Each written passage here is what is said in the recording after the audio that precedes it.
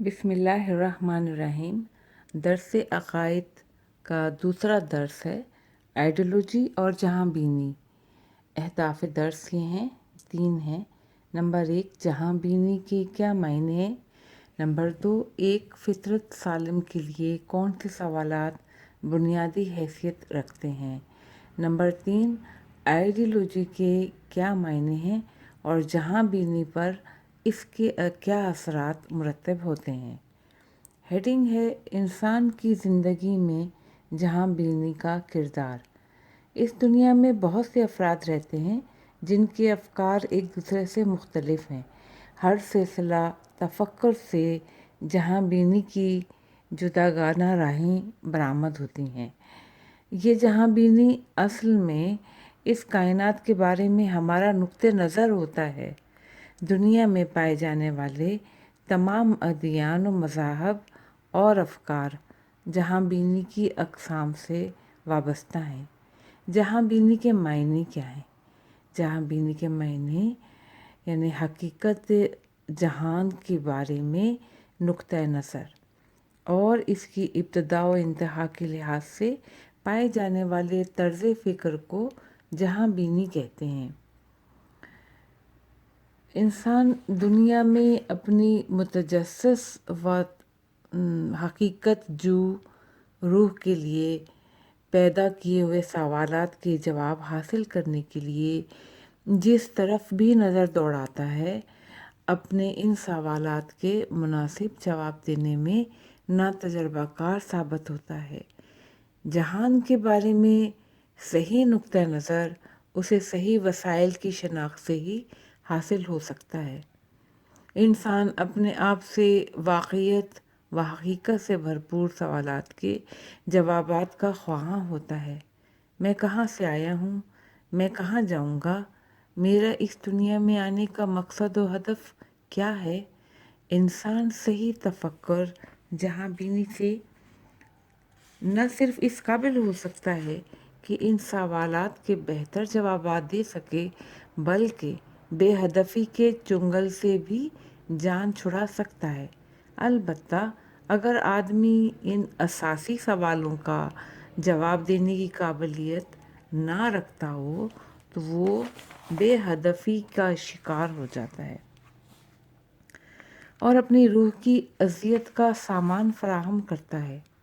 اور چونکہ اس کی روح بے ہدف زندگی سے تھک جاتی ہے تو وہ کسی ایسی وادی میں پناہ کا خواہاں ہوتا ہے جہاں اسے ان فکری و روحی مشکلات کا حل مل سکے، یا پھر بات خودکشی تک جا پہنچتی ہے۔ حاشیے میں ہے کہ قرآن مجید میں اس قسم کے افراد کو آڑے ہاتھوں لیتا ہے۔ قرآن مجید اس قسم کے افراد کو آڑے ہاتھوں لیتا ہے اور ایک لمحے کے لیے بھی اس بے مقصدی کو قبول نہیں کرتا۔ سورہ مومنون کی 111ویں آیت میں ہے کہ کیا تم گمان کرتے ہو کہ ہم نے تمہیں بیہودہ اور بے مقصد پیدا کیا ہے اور تم پلٹ کر ہماری طرف نہیں آؤ گے؟ اور ہم نے جن و انس کو خلق نہیں کیا مگر اس لیے کہ ہماری عبادت کریں۔ سورہ زاریات آیت نمبر 56۔ میٹریلزم جو ہے اس کے بارے میں آگے بتایا جائے گا، اس کے بارے میں یہی حاشیے میں درج ہے کہ میٹریلزم یا مادیت ایسے طرز فکر کو کہتے ہیں جو ابتدا و انتہائے جہان کو مادہ جانتے ہیں اور ہر چیز کو اسی میں خلاصہ کرتے ہیں۔ ہم واپس اپنے سبق پر آتے ہیں کہ ہم بیان کر چکے ہیں کہ ہم دنیا میں پائے جانے والے ہر تفکر کی جڑیں جہاں بینی کی اقسام اور جہاں بینی کی جڑیں وسائل شناخت سے متعلق نقطہ نظر میں پائی جاتی ہیں۔ یعنی ایک انسان جس طرح وسائل شناخت کی بابت نگاہ رکھتا ہے، جہاں بینی کے بارے میں بھی ایسی ہی نگاہ خاص کا حامل ہو جاتا ہے۔ مثلاً اگر کوئی شخص وسائل شناخت کو مادیت میں منحصر جانتا ہے تو اس کا جہاں بینی کے متعلق نظریہ میٹیریلزم سے زیادہ نہیں ہو سکتا۔ وہ فقط جو دیکھ رہا ہے یا جو سن رہا ہے کو قبول کرتا ہے، کیونکہ اس کی دنیا سے متعلق نگاہ مادی ہے۔ البتہ اگر کوئی شخص وسائل شناخت کی بحث میں حس کے علاوہ عقل اور وحی کو بھی قبول کرتا ہو تو اس کی جہاں بینی سے متعلق نگاہ مادیت کے مقابلے میں زیادہ وسیع اور کامل تر ہوگی۔ وہ کائنات کو ایسی ابتدا و انتہا کا حامل سمجھتا ہوگا جو دیدنی نہیں ہے، یعنی وہ بعید نہیں جانتا ہوگا کہ کائنات ابتدا رکھتی ہو مگر وہ دکھائی نہ دے، اور انتہا رکھتی ہو جو دکھنے میں نہ آئے، کیونکہ اس عالم مادہ میں کچھ چیزیں ایسی ہیں کہ وجود تو رکھتی ہیں پر دکھائی نہیں دیتی۔ اسی وجہ سے انواع جہاں بینی سے آئیڈیالوجی کی مختلف اقسام سامنے آتی ہیں۔ آئیڈیالوجی یعنی انسان خود اپنی ذات سے متعلق ضروری اور غیر ضروری چیزوں کی تعریف بیان کرتا ہے۔ ہر انسان کائنات کے متعلق اپنے افکار و نگاہ میں اپنی ذات کے لیے چیزوں کو ضروری اور غیر ضروری حصوں میں تقسیم کرتا ہے، یعنی انسان جس نگاہ سے کائنات کو دیکھ رہا ہوتا ہے اس کی آئیڈیالوجی بھی ویسی ہی جڑ پکڑ لیتی ہے۔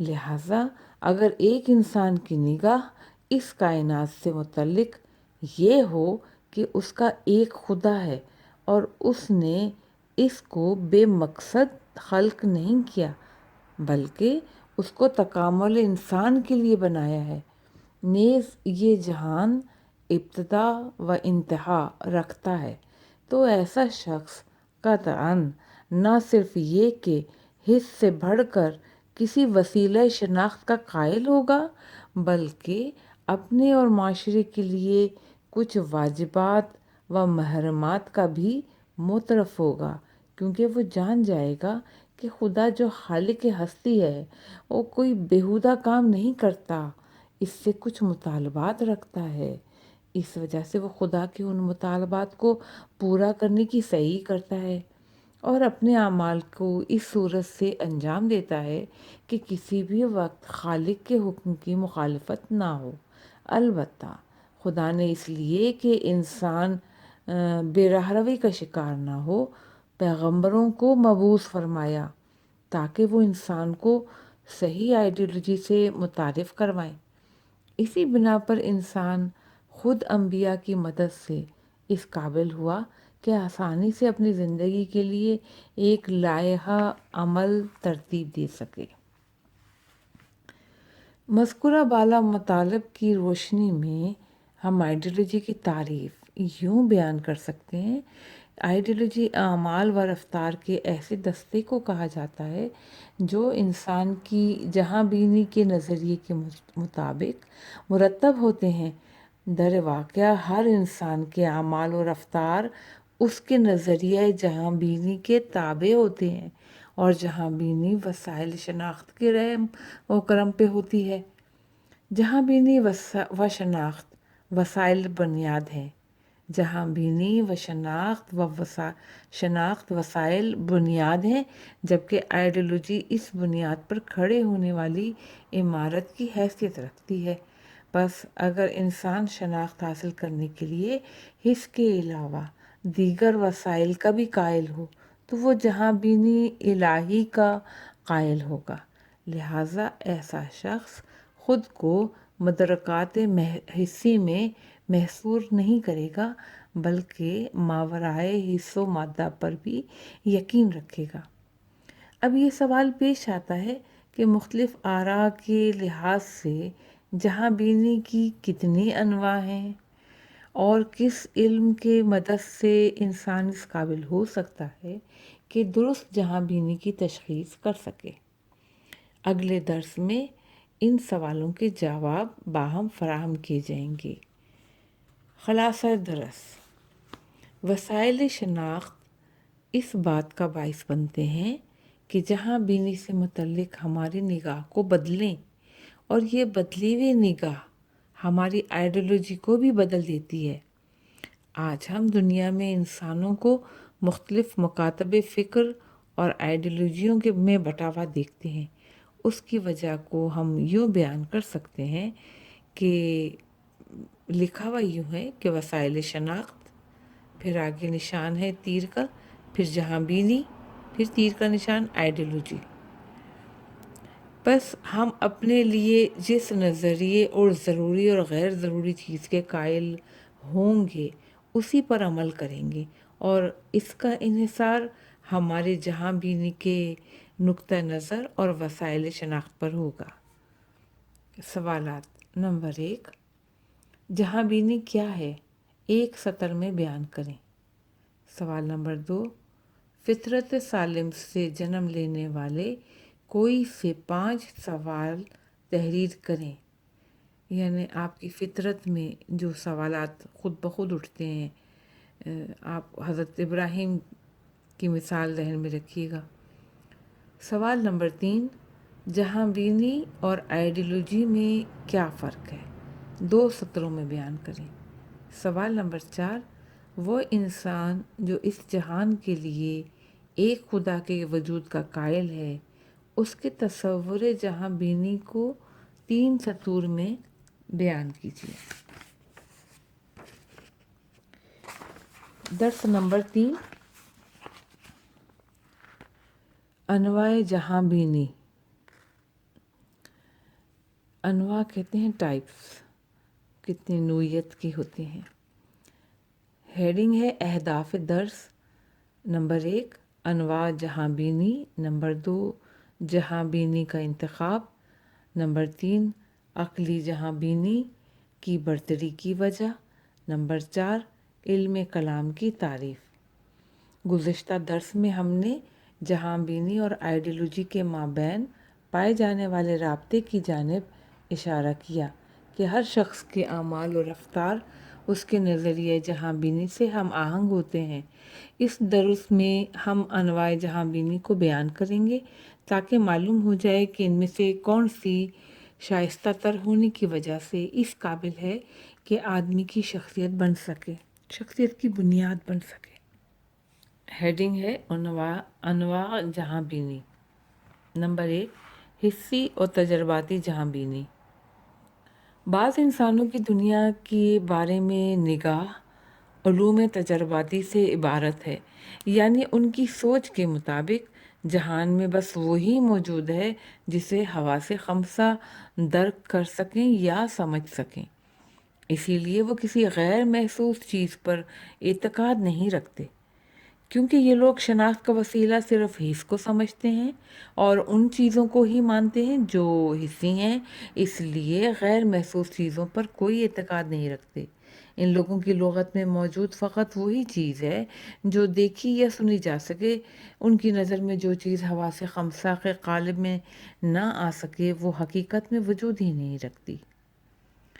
یہاں پہ حاشیے میں ہے کہ یہ عالم کو میٹر اور مادے سے زیادہ نہیں مانتے اور عالم سے متعلق اپنے اس طرز فکر کی وجہ سے مشہور ہیں۔ یہ ان قضا یا کو جو غیر محسوس ہیں قبول کرنے کو تیار نہیں ہوتے اور ان کو بے معنی اور بے مفہوم جانتے ہیں۔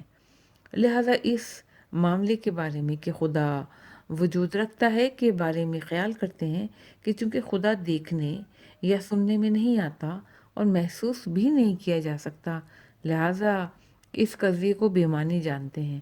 البتہ اس قضیے میں کہ پہاڑ وجود رکھتے ہیں کو مانتے ہیں کیونکہ وہ دکھائی دیتا ہے۔ حاشیہ ختم۔ نمبر 2، عقلی و فلسفی جہاں بینی۔ کچھ افراد فقط حس پر اکتفا نہیں کرتے بلکہ اس سے ایک درجہ اوپر جا کر اس چیز پر بھی اعتقاد رکھتے ہیں جو عقل کے وسیلے سے سمجھی جا سکے۔ یہ جہان اور اس کی موجودات کو فقط حسی نہیں سمجھتے بلکہ عقل کے ذریعے سے ایک ایسے عالم کو بھی ثابت کرتے ہیں جو اس عالم محسوس سے جدا ہے۔ ان کا کہنا ہے کہ چونکہ وہ عالم حسی نہیں ہے اس لیے حس اس امر کی قوت نہیں رکھتی کہ اس عالم کو درک کر سکے۔ نتیجتاً عقلی جہاں بینی حسی جہاں بینی سے زیادہ وسیع سوچ اور دائرے کی حامل ہے۔ مثلاً یہ افراد عقل سے ثابت کرتے ہیں کہ یہ عالم خدا رکھتا ہے، اور نہ فقط یہ کہ خدا دکھائی دینے والی چیز نہیں بلکہ عالم غیب یا دوسرے عوالم بھی دکھائی نہیں دیتے، لہٰذا حقیقت عالم اس عالم سے بہت وسیع ہے جس کو ہم دیکھتے ہیں۔ نمبر 3، دینی جہاں بینی۔ بعض انسانوں کی جہاں بینی رہبران ادیان پر ایمان اور ان کی اقوال کو قبول کرنے سے عبارت ہے، یعنی یہ افراد اس جہاں کی نسبت سے انبیاء کے تمام اقوال کو بطور کامل قبول کرتے ہیں۔ در واقعہ ان افراد کا اعتقاد ہے کہ جہان کے بارے میں انبیاء الہی کی بینش و علم کسی بھی فرد سے زیادہ وسیع تر اور زیادہ کامل تر ہے۔ اس میں حاشیے میں ہے کہ اس کے علاوہ جہاں بینی کی اور اقسام بھی موجود ہیں، مثلاً جہاں بینی شہودی، یعنی ایک انسان اپنے شہود کے ذریعے سے اس جہان و عالم کے بارے میں علم کلی پیدا کر لے۔ البتہ فی الحال ہم جہاں بینی کی مختلف اقسام سے صرف نظر کرتے ہوئے فقط اہم ترین کے ذکر پر اکتفا کر رہے ہیں۔ حاشیہ ختم۔ البتہ یہ افراد اس سے پہلے کہ انبیاء کی نبوت اور ان کے اقوال کو عقلی طور پر ثابت کریں اور خود کو 100% ان کے اختیار میں دے دیتے ہیں۔ عنوان ہے کہ حسی و دینی جہاں بینی پر ہونے والے اعتراضات۔ پہلی اور تیسری نوع جہاں بینی پر اعتراض کیے گئے ہیں جن کی جانب ہم اشارہ کرتے ہیں۔ حسی جہاں بینی پر ہونے والا اعتراض یہ ہے کہ ہم مادی امور سے بطور کامل جہان کی شناخت حاصل نہیں کر سکتے، اور اس طرح یہ انسان کے بہت سے اساسی سوالات کا جواب بھی نہیں دے سکتے، کیونکہ حس تو وجود رکھنے والی ان امور مادیہ کو بھی بخوبی درک نہیں کر پاتی کہ جن کا وجود ثابت ہے۔ مثلاً آکسیجن کی طرح کی بہت سی گیسیں موجود ہیں جو آنکھ سے دکھائی نہیں دیتی۔ دوسری طرف وجود انسان اور عالم میں سے بہت سی چیزیں ایسی ہیں جو تجربے اور حس سے بالاتر ہیں۔ اس کے ساتھ ہی حس بہت سارے مقامات پر خطا کی مرتکب بھی ہوتی ہے۔ مثلاً بعض افراد نے حس کے لیے 800 سے زیادہ مقامات کا ذکر کیا ہے جہاں یہ خطا کا شکار ہوئی ہے، مثلاً شکست نور، سراب وغیرہ۔ لہٰذا یہ درست نہیں ہے کہ انسان اس قسم کی جہاں بینی کے نظریے کو اپنائے۔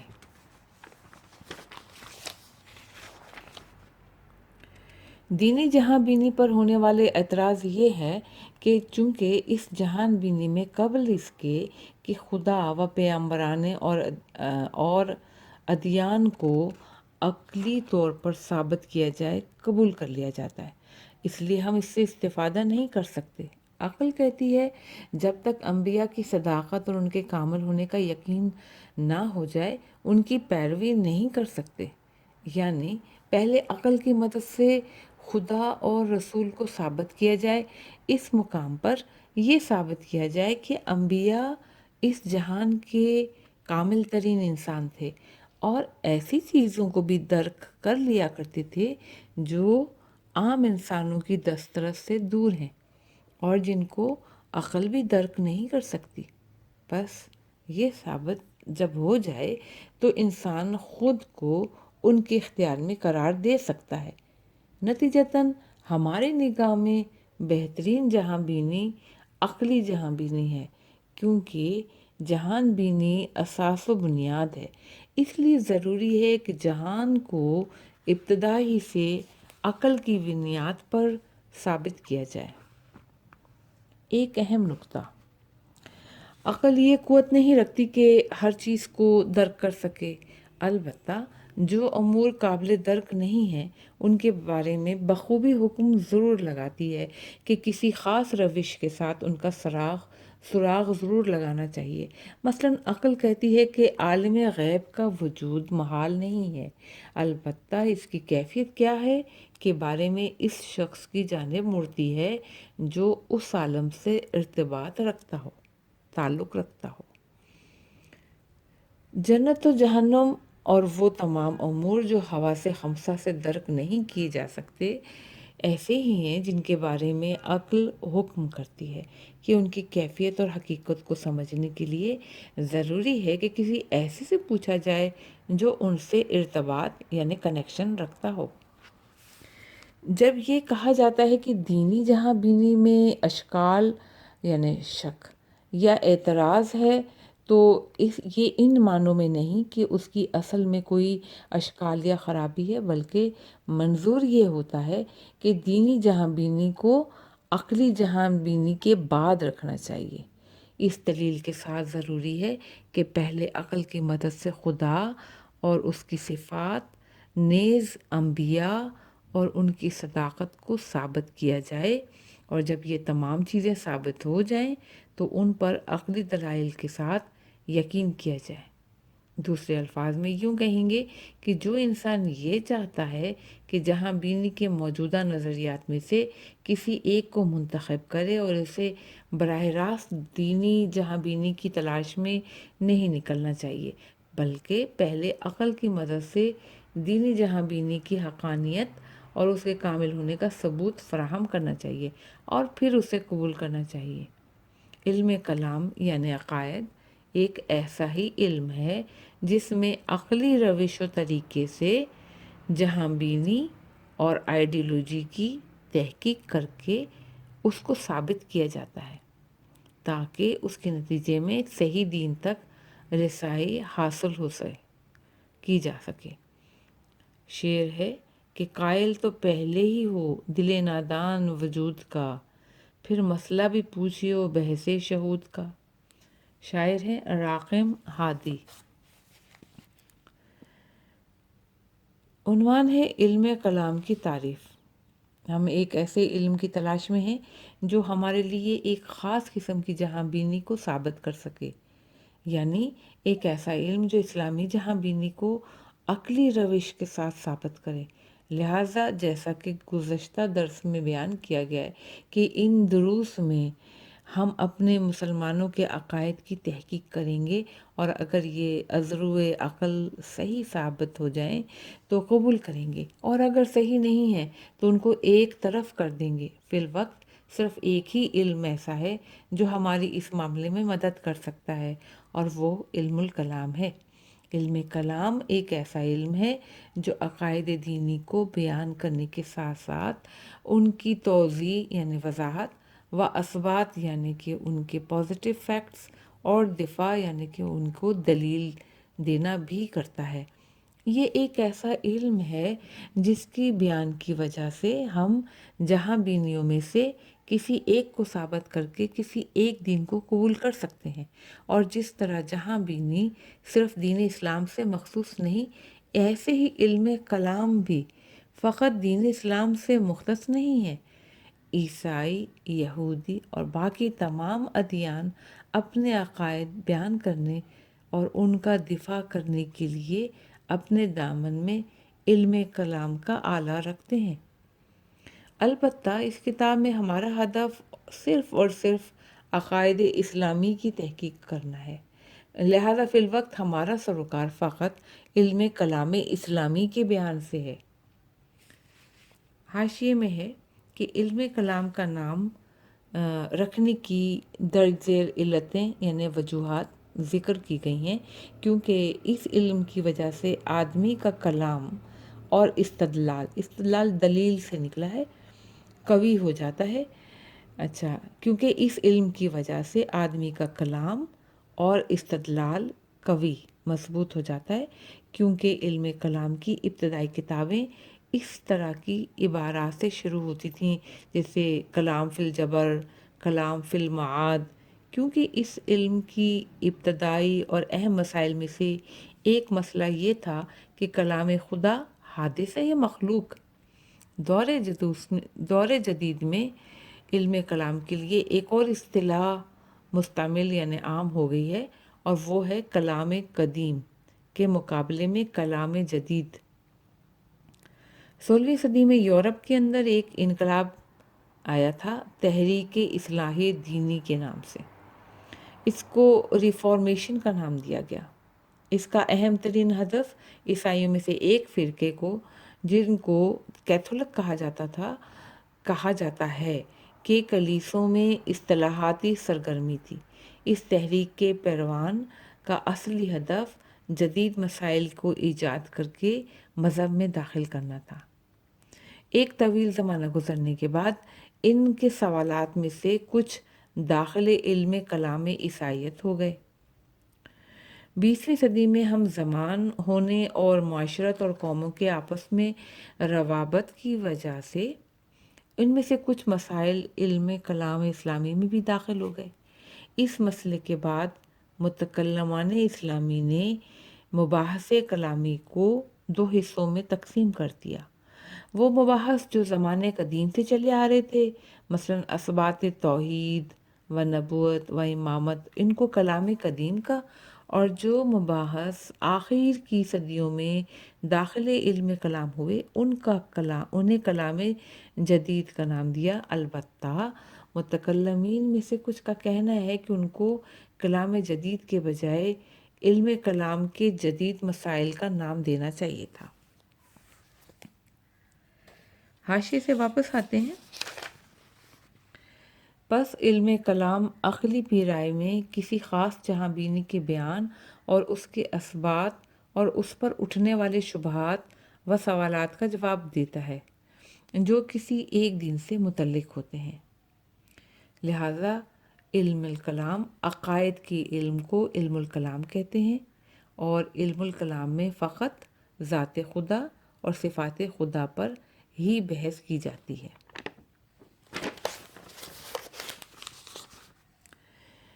خلاصہ درس یہ ہے کہ جہاں بینی کی مختلف قسمیں ہیں: حسی، عقلی، فلسفی اور دینی جہاں بینی۔ جہاں بینی میں پائے جانے والے اختلاف وسائل شناخت کی وجہ سے ہیں، اور اس درس میں پائے جانے والی مختلف اقسام کی جہاں بینیوں کی تعریفیں بیان کی گئی ہیں۔ سوالات: سوال نمبر 1، انواع جہاں بینی کے نام بیان کیجیے۔ سوال نمبر 2، حسی اور یا تجرباتی جہاں بینی کی تعریف بیان کیجیے۔ سوال نمبر 3، عقلی یا فلسفی جہاں بینی کی تعریف بیان کیجیے۔ نمبر 4، دینی جہاں بینی کی تعریف کیجیے۔